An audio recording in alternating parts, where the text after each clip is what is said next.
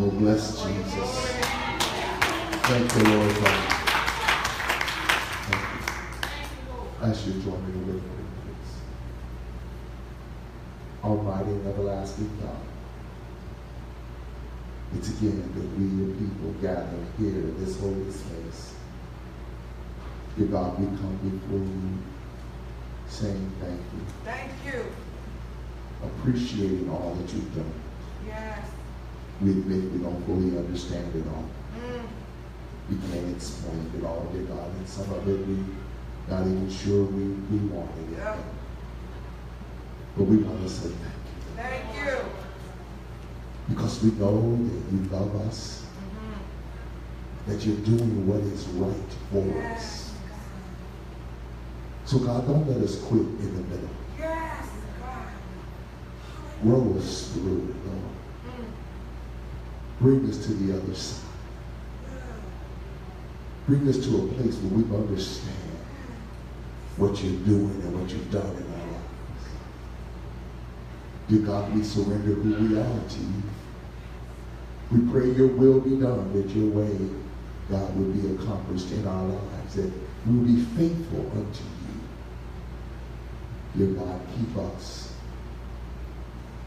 hold us, strengthen us. Dear God, turn our praise into worship. Yeah. Our worship into service. Yes, God. We pray, Master God, that our fears give way to faith. Yes, God. And that we're able to stand every time the world attempts to knock us down. Jesus.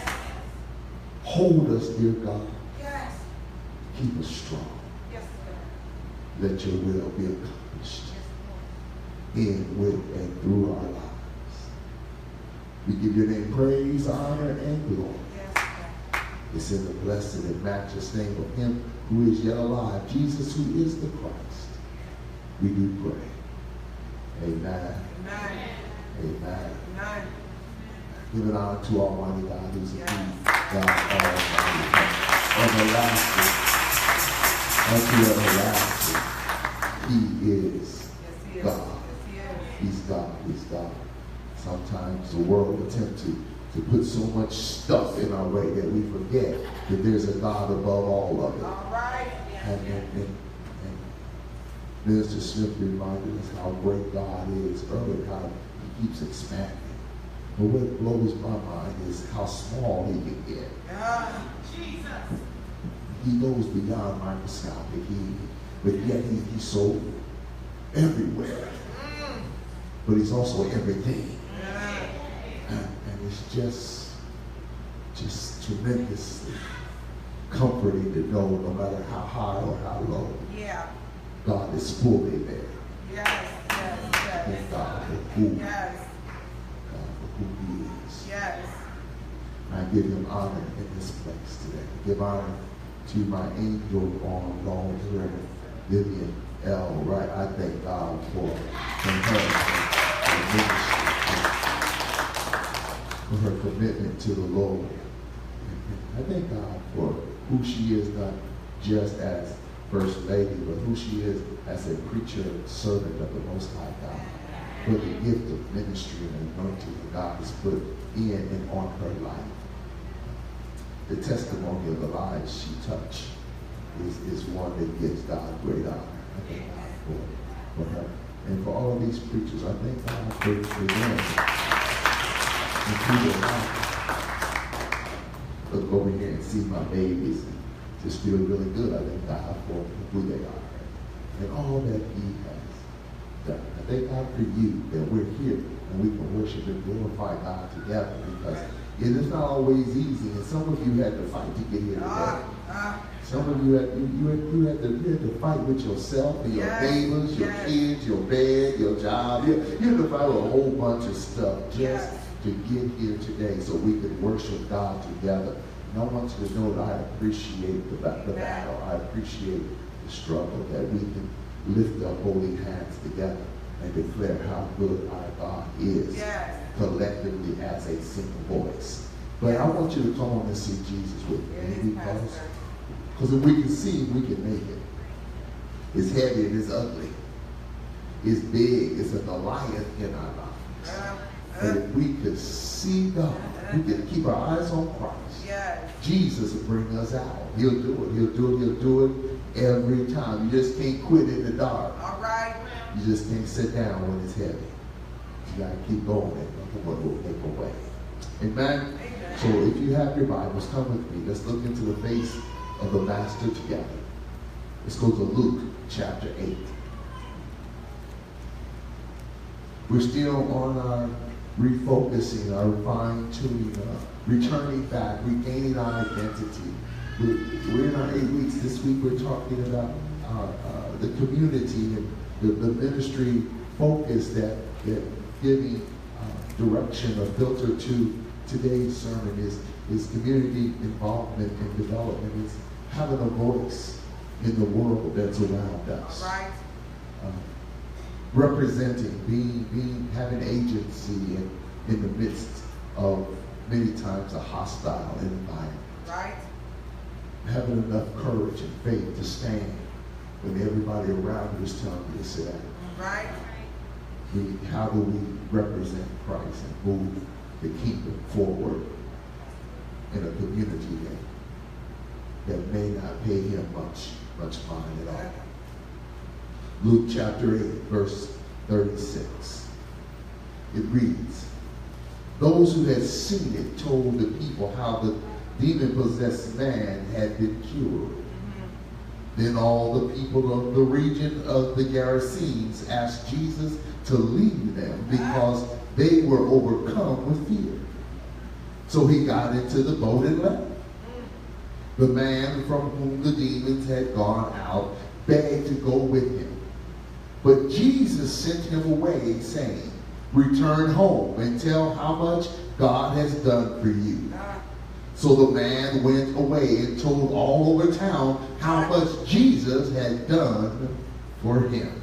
That's good, Pastor. Praise our God. Praise God. Just for a little while, I want us to consider together, if you will, the thought. Represent. Represent. Pastor. Represent. Sometimes we all get to the place where we might ask the question, why am I still here? Why am I here in this relationship? Why am I still in this home? Why am I still in this church? Why am I still in this town? Why am I still in this job? Why am I still stuck in this place? 10 years later, I'm no further in life than I was when I started. Why am I still here? Why do I have to deal with the situations in life? And we all come to that place, and most of us come to the place where we will ask that question from time to time. We reevaluate our significance and the value that we have in the environment or the context in which we live. We try to figure out, and do I really matter here? Do people really care that I'm here? Is what I have to offer, is it really worth anything? Do people really appreciate what it is? In fact, do I even appreciate what I offer anymore? And have I grown beyond my own usefulness? Do I see any significance in where I go and how I act and what I do? Am I really appreciating myself and what God is doing through me? And why am I still here? I ought to be going on somewhere. The one who delivered me seemed like he's gone on, and other folk are gone with him, but I'm still here. Yeah. I was out of my head, and he gave me a right mind, but I seem like I can't go any further because I'm still in this place, and I just wonder why. Why am I still here in this place? The truth is that we are in a battle. We're in a PR war. It's a marketing blitz. We're having advertisement issues. And we're in a fight, good against evil, God against Satan, the demons against the angels. There's a battle going on, and it seems like evil is winning the PR battle. All right, Pastor. See, we're in a war against a society and a media that is satanic by nature. And we're in a battle against God and create in us a fear of standing up for God. We deal with folk who appeal to the likes of our kids and teach them how to reject authority and call everything good bad and everything bad good. We're losing the propaganda battle. We're losing the PR race. We don't put as much attention into our message as the world put into theirs. All right. We're not as committed to our message as the world is to theirs. The world spends billions of dollars to get their message out, and we won't pay tithes. We're in a situation. We're in a situation where we allow them to say what they please. And they begin to confuse us with the message. So much so that many of us sit in church influenced by the negative aspects of the media. Come on, sir. See, in the media is always attacking the television and radio, the music, the printed press. Everything attacks God, Christ, the Christian in the church. Yes. God is presented as this mystical, idealistic force that don't matter, that's so evil in nature that it kills babies and destroys families. And God is presented as one who has no heart, but is always imposing his demonic will, his demonish will on humanity. Every documentary that you look at and every show that come out make God look like he's some kind of mean-spirited evil force that nobody can explain and everybody's afraid of. That's how God look at it. And Jesus is presented as some weak milk toast of a man who can't get anything done, can't go nowhere, or either he's so mean and nasty that nobody wants to be around. Christians are presented as egotistical, narcissistic maniacs who are in denial, who talks about love but hate everybody, intolerant, deviant folk who always trying to mess up families and molest children and steal from folk. Christians are presented as though they have no compassion. All they want is what you have. The church is presented like an organization that is so dysfunctional that it preys on the weak and attack those who can't protect themselves. That's how we're presented, and we let them get away with it. We let them get away with it. Because we don't have a counter message. Okay. In fact, we're so afraid of being tagged as that, so afraid of being embarrassed that we won't stand up. Jesus. They'll talk about our God. They'll discredit our Jesus. They'll misrepresent our church. They'll criticize our brothers and our sisters, and we say nothing. We say nothing. We'll let it happen. Go ahead, Pastor. In fact, we may even nod our heads in agreement. Jesus. Come on, sir. And I wonder why. Why, Pastor? Because we're afraid.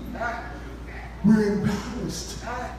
We don't want anyone to think that that's us. Okay. I'm not that kind of Christian. I go to church, but I ain't that kind of Christian. Yes. I go to church, but I ain't in it like that. Yeah.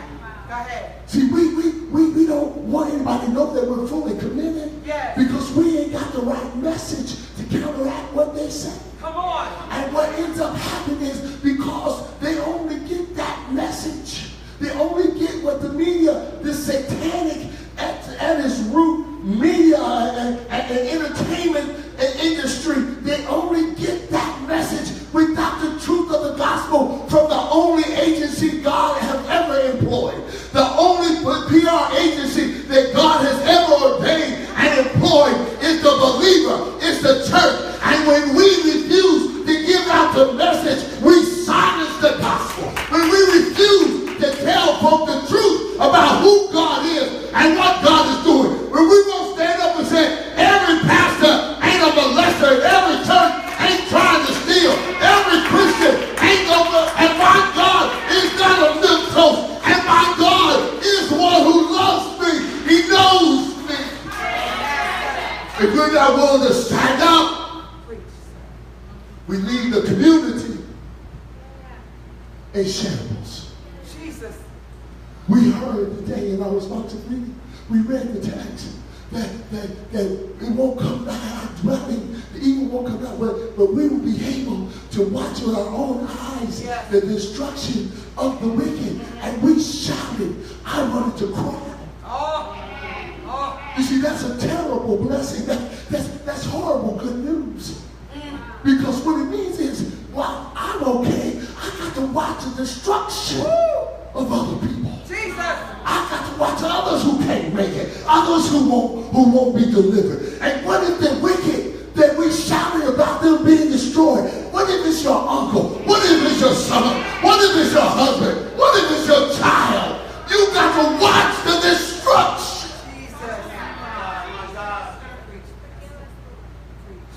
Breaks my heart because we're willing to shadow our deliverance and watch other people. Hallelujah. We're willing to say thank you, God, for taking care of our house and watch other folk become destroyed. Jesus. We can't do it. We got to come to the place. Well, what we hear and see is what God is sending us and commissioning us. See, the world rejects Jesus pretty much out of fear. All right.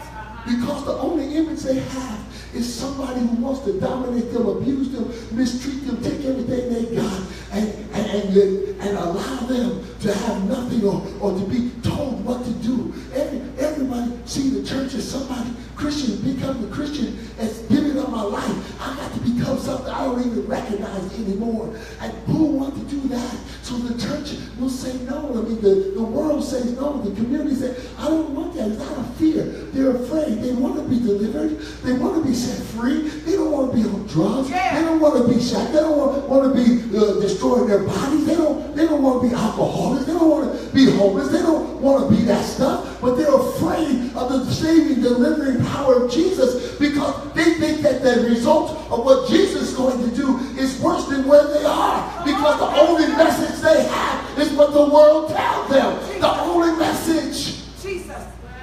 So they like, I don't want to stop this. I don't want to be this. And I can prove, they don't want to be that. That's why you got all the social agencies and all the self-help groups and all the life coaches. Because people are trying to be set free without the benefit of a God who can deliver them. People are trying to escape the addiction without the benefit of a God who can lift them up. People are trying to say, I don't want the pain, the bondage, where I'm at, but I don't want the God that you're offering. So they're trying. They're looking for it out. They're trying to escape. But in the process, they reject Jesus. That's why Jesus had to tell this man.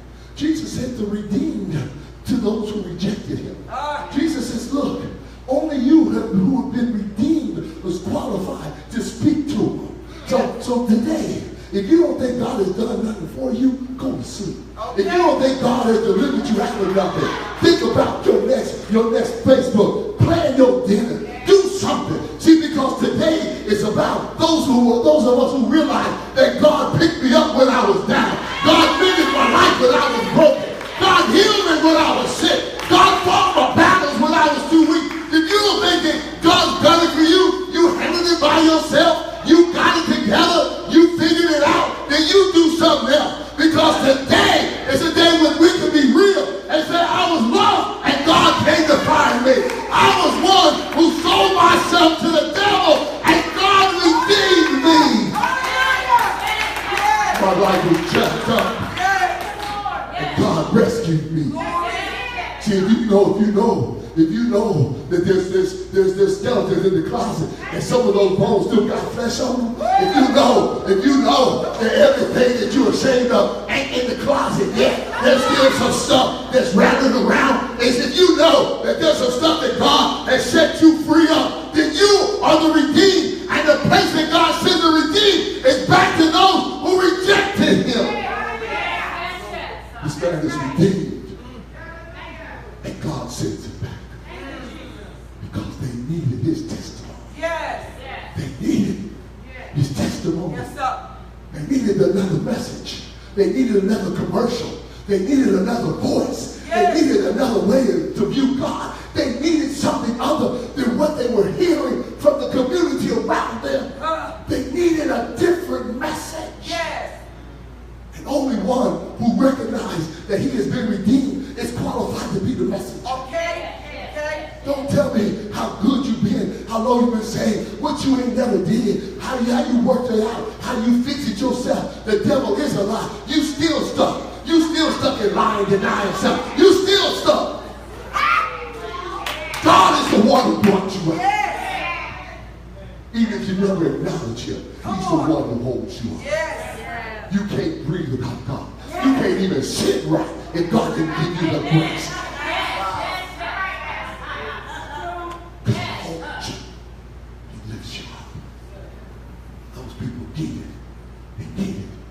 Needed his testimony.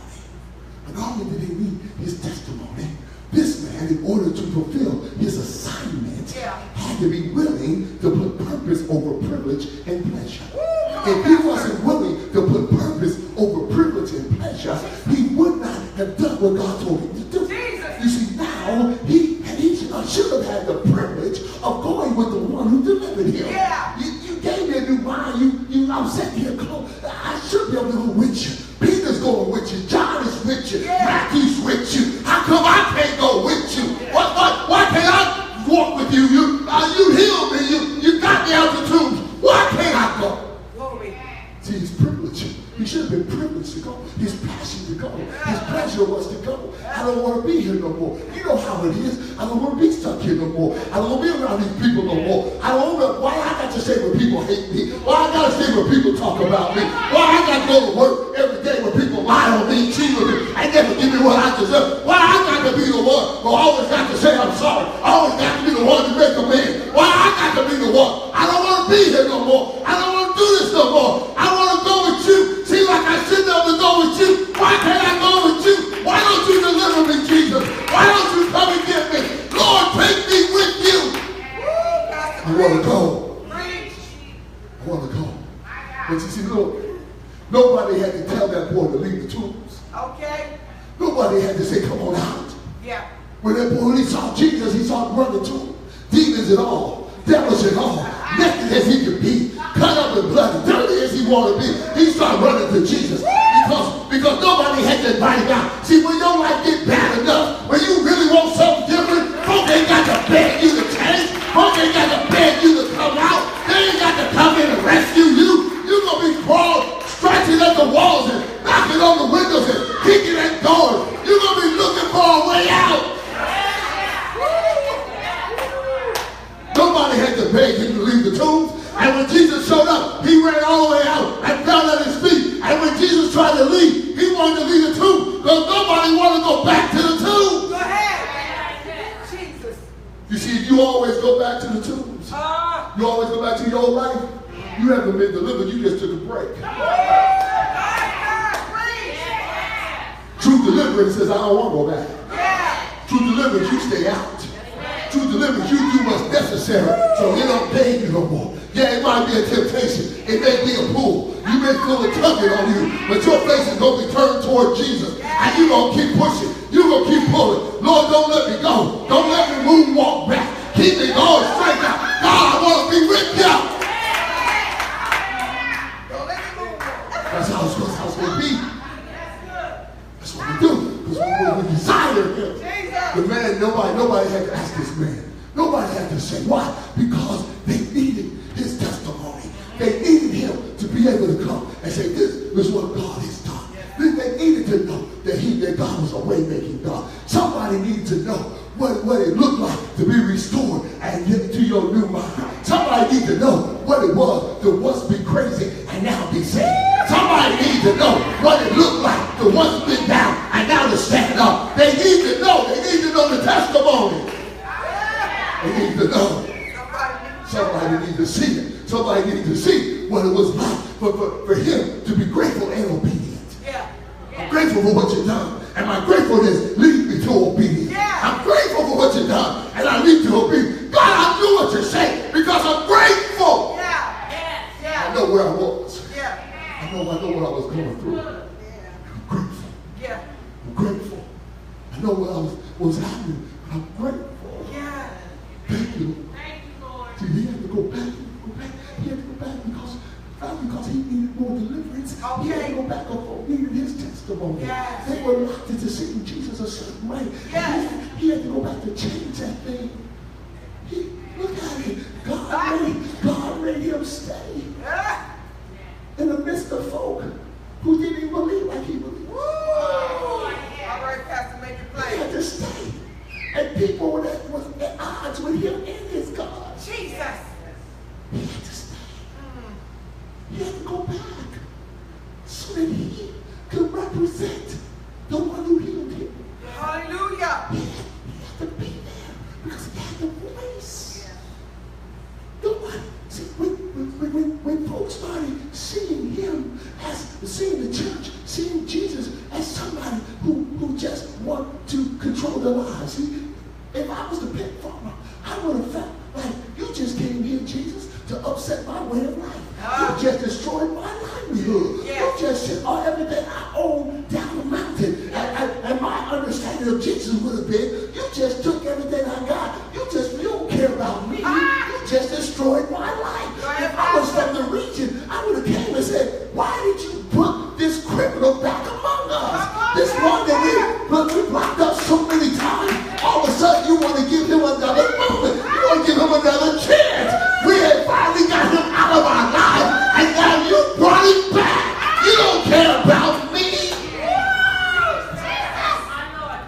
See, that's how they would have seen it. Glory. But they had to be the testimony of the one who was redeemed, one who was transformed, because they knew his story. See, Jesus couldn't have left Paul there because Peter there because Peter wouldn't have had the same effect. He couldn't have left Matthew because Matthew wouldn't have had the same effect. They didn't know those boys' story, but they know this boy's story. They know how messed up he was. They know what was happening with him. They know that this fella, how many times he'd have been locked up. The Bible said they locked him up so many times, but he kept coming out. They know his record. Boy, you've been in and out of jail your entire life. They know that the boy was broke. He didn't have no money. You're homeless. You're living among the tombs. We know what's going on with you. We don't look at you. You're naked. You're trifling. You're messed up. You're jobless. Something's wrong with you. We know your story. Community, they know your story. Folks who grew up with you know your story. Folks who live in the house with you know your story. They know your story. They know what you hide. They know how much liquor you drink, how much dope you smoke, how many lies you told, how many partners you done had. They know. You can't talk all holy and be save yourself with folk you gave yourself to.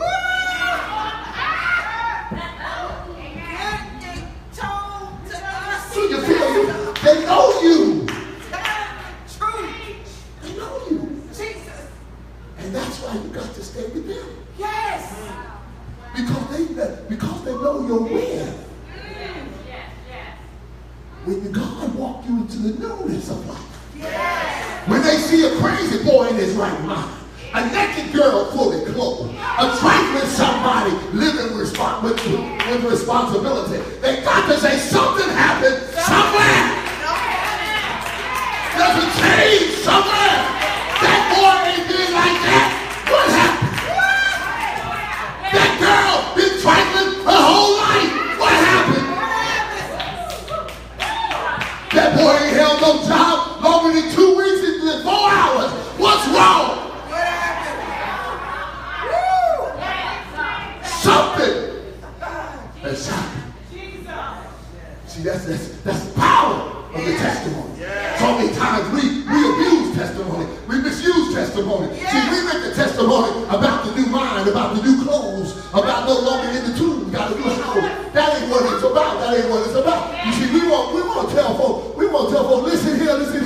Come to God and he'll give you a brand new mind. He will, but that ain't the purpose of your testimony. Look, come to God, he'll heal your body. He can, but that's not the purpose of your testimony. He'll give you a boo, he'll give you a husband. You ain't got to be by yourself. He might, maybe he won't, but that's not the purpose of your testimony. See, we want to testify about stuff that God does for us. Oh, okay. The testimony about what God done in you. The testimony about who God made you. See, because the testimony is designed for one purpose. I don't care if you testify about your house, testify about your job, testify how long you've been saved, testify how much weight you lost, testify about how many days you fast, testify how God healed your body. Whatever your testimony is, it should have but one message and one purpose. And that is to convince folk not to reject Jesus. Don't send Jesus away. Don't put Jesus out. Don't make Jesus leave you. That's the purpose of your testimony. So when you start talking about I got a new mind, the mind never said keep Jesus. I got clothes on because now I can go to him respectfully. Jesus stayed. See, but how you do that? How you do that? Listen, it's like this when there's a miracle being worked. His testimony was this, y'all. We testify about needing a miracle. God, I need a miracle. I need my rent paid. I need a miracle. I'm tired of being by myself. Could you bring the right person into my life? I need a miracle. I need a new job. I need a miracle. I'm sick in my body. I need a miracle. My mind is confused. I need a miracle. I need somebody I need a miracle. God, do something for me. God, do it out there. See, all of that is out there. Yes. Yes. Come on, sir. See, the real miracle, where the power of God is really seen. It's not when your testimony is about a miracle that God did for you. Yes.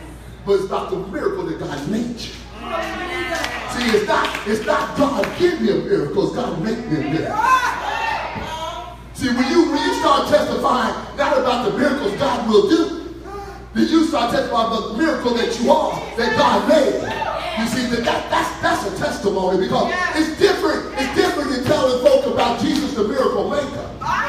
And telling folk about the miracle you are that Jesus made. See, there's a difference. And it's right in the text. The difference in the text. The Bible tells us that the folk who were keeping the pigs ran and told everybody in the town and in the region what Jesus had done. And when the people got there, the folk who seen it told the story again. This is what happened. Jesus did talk to the demons inside of him. The demons ran into the pigs. The pigs ran down the cliff. Then they drowned in the sea. That's what happened. And that's the testimony about the miracle. Come on, Pastor.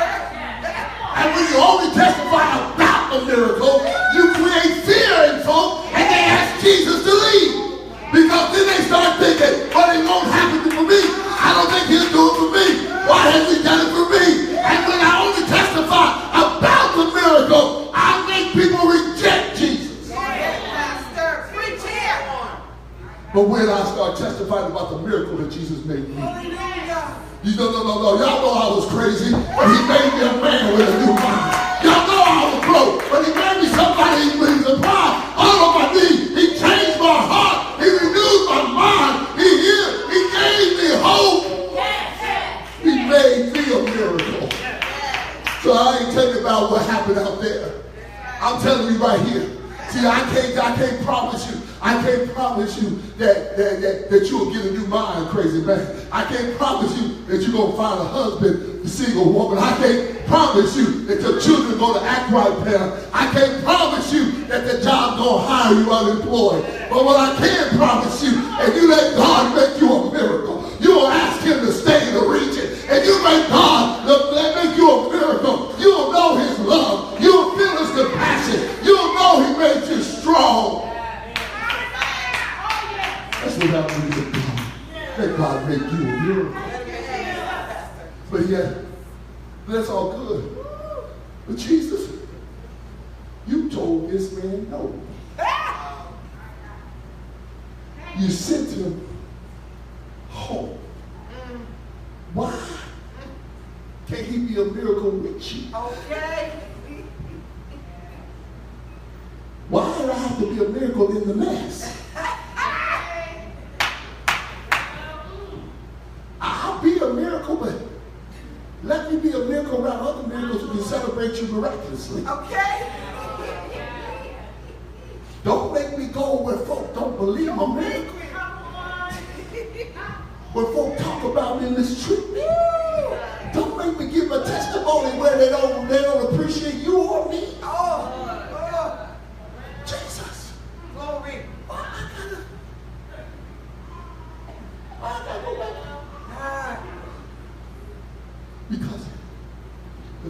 Jesus sent the man to Okay. were folk who missed the message of the miracle. Okay. Okay. You see, if you miss the message of the miracle, and the miracle leaves, you're left with the misunderstanding or misperception about who Jesus is. Come on. But if you miss the message of the miracle, and the miracle stays, Yeah. every time you see the miracle, you get to reconsider what you understand about the miracle. So Jesus said they missed the miracle. They missed the message. So you got to stay. So every time they look at you, they can reconsider what God has done. Every time they see you, they can reconsider the hope that I can give them. Every time they see you, so well, can I just live among them? Can I protect myself? And just live among them? No, see, Jesus sends us to re-engage. See, so many times we live in the community, we're so disengaged that we have no power. This boy lived in the graveyard, the community graveyard, which was a part of the community. But he was so disengaged that he wasn't connected to anybody. All right. So he was in place but displaced. And so many times we are in place but we're displaced.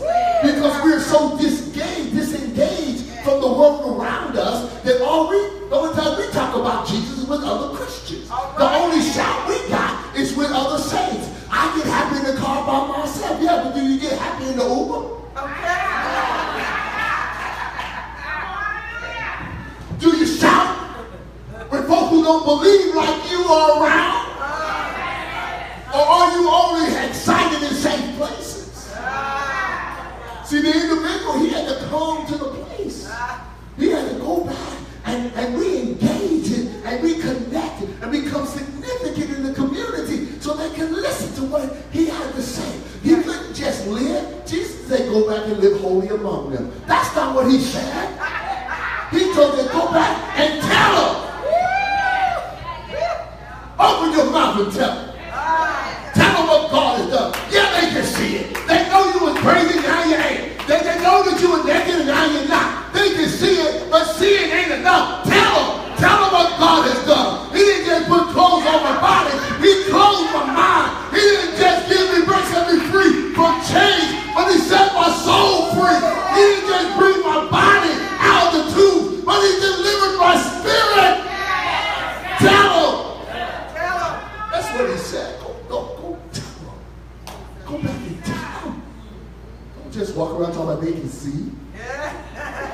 They go, look, man, I was doing so bad that they can see I'm doing good. No. Open your mouth. Tell them what God has done. There's a community out there. Because whole church, the truth is, in many ways, we're so disengaged from our community. That they walk around us, they see us, they don't know what happens over here. You'll be surprised how many times I hear people say, that's a church? Okay. I didn't even know that was a church. Come on, Pastor. Because we are so disengaged that even our parents don't say Christian. Glory. They're so disengaged. Come on, Pastor. They don't read the sign. Jesus. They read us. Come on. And they don't even know. I didn't know. That's church. Folk right across the street has told me that's a church. Come on. So we got to come to the place where we engage again, that we're willing to tell folks something. They missed the message of the miracle. We can't miss the message of the miracle while we're here. All right. God got us here for a reason. Listen, there's a message in the miracle that God allowed us to purchase this building with no money. Come on, Pastor. Not even a down payment. Come on, Pastor. Back when we bought it, a $750,000 building, he allowed us to purchase with no money. Don't miss the message in that miracle. We're here for a reason. That's right. 5 floods. That's right. Everyone that the community thought would have washed us away. Don't miss the message. in that miracle. A predominantly minority church built in a building and on the land where the KKK had planned to open a national headquarters. This building, this land, was what the Ku Klux Klan had desired and had plans in progress to make this building where you're sitting their national headquarters. Come on, Pastor. Tell it. Don't miss the message and the miracle. That's good. Don't miss it. Don't miss it. Don't miss the message. Hallelujah. Don't miss the message and the miracle. Hallelujah. Here we are. Here we are. Here we are. Still standing. Still praising. Still worshiping. But shrinking. Not just in numbers. But our voice, our impact, our influence, our witness, our testimony shrinking.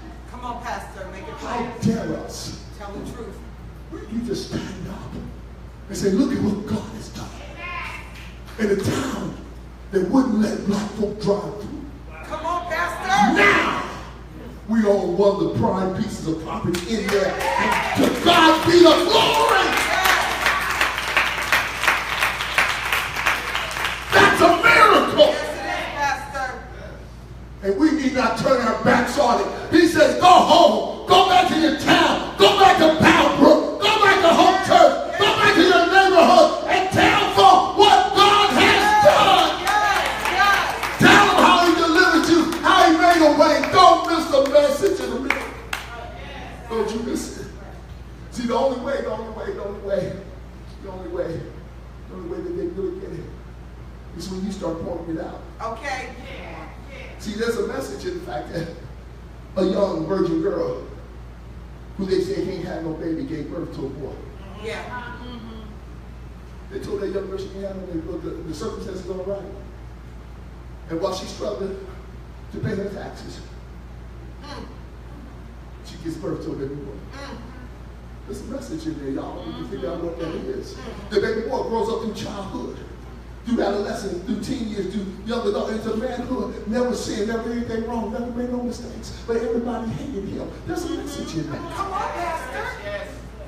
Never did anything wrong, and never hated those who hated him. There's a message in that miracle. He dies on a cross. And on that cross, your sin and mine get piled on his shoulders. Never did nothing wrong but died before sin. Never did anything wrong but convicted for wrongdoing. Never did anything wrong. But he had to go to the place where all sin had to go. He went to a devil's hell, but he never did anything to deserve getting there. But he took your sin and mine before we were ever thought of, before we were born. He took our sin and put it on. There's a message in that miracle. Yeah. He took your sin. It's a message, that miracle. And the Bible says that they put him in the tomb on a Friday, and then Sunday he got up. But that sounds like to me what used to happen when our people used to go down south to see him. His home was Nazareth. He lived in Capernaum, but he grew up in Nazareth, and they're up north. So he went down south, about 120 miles south. And while he was down south at a family gathering at the family church, they took him and they lynched him, they killed him, and they put him in a tomb. But there was a good white fellow, a good Jewish, a good Joseph fellow who liked him enough and took him and gave him a decent burial, thinking that they put him away because he looked kindly on him. But his daddy got wind of the fact that his boy was dead down south. And his daddy said, I'm going to go down south and get my boy. But his daddy ain't like our daddy. When our daddy came to get us, he just dropped the body back. But this time, when his daddy came and got him, there was a resurrection of foot. He came back to life. There's a message in that miracle. There's a message. There's a message in that miracle. And we got to tell the story. All these folks talking about as a white man. No, it ain't. No, it's not. It's lost its significance. It's not relevant no more. You're irrelevant. The word of God is always relevant.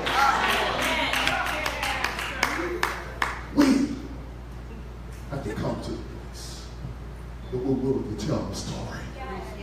That we're willing to stand up and represent. And we're not just going to talk about our family. We're going to talk about our God. You ain't in this for your kids. How dare us when we allow such society to rob us of our last vestiges of hope. Glory. They tell us your Sabbath is the day your kids have to show up for sports. And we take them. They tell us your Sabbath is a family day. You should be concerned about family. So we miss the only place that can build our family to go to a beach to say we're having family time. Come on, Pastor. We say math is more important than the Bible. Science is more important than the faith. Jesus. We allow them to set our agenda. Preach, Pastor. How dare we? Glory. We got to stand up, Yes. represent our God. If there's no sport, if the only sporting events is on Sunday, then Christian, start one on Saturday. Yes. We got enough Christian ball players to start a Saturday league. Yes. We need to do what we need to do Glory. so that God get the glory. Yes. And our kids will understand that serving the master openly, plainly, publicly is the most significant thing they could ever do in their life. Glory. That's what we need to do. But only if you've been redeemed. Only redeemed. If you don't think that God done that much for you, and it don't take all that, then you're right. For you, it don't take all that, it take more. Yes. It takes more.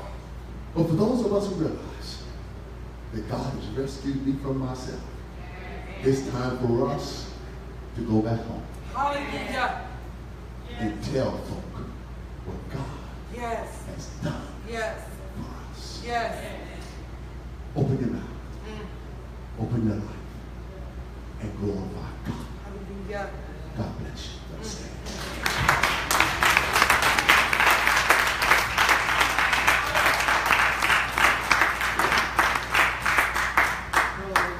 I know that some people say, or might feel that there's passion, anger, whatever you want to call it in that. And you would be right. But it's not at us. It's at the enemy that we allow to rob us, steal from us, and destroy our lives. Glory. How is it that we can enjoy every place but church? Jesus. Why is it that we can be committed to every organization except for the one that glorifies God? Hallelujah. How can you be almost on time 5 days a week for Jesus. work and talk and conveniently miss church on Sunday? Jesus. It's because you're in a battle and you're giving in to the PR. You're believing the devil's lie. It don't take all that. I just do my best. That's what God wants. I do as good as I can. I give as much as I can. But you wouldn't accept that from your children, and your parents didn't accept it from you. Obedience is not giving what you think is enough. Obedience is doing what you're told. Yes. God calls us to obey Him. And it starts with a life that is surrendered to Him.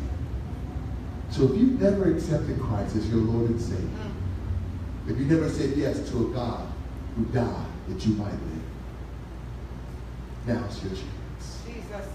No, you're not going to understand it all. And no, you're not going to get everything right.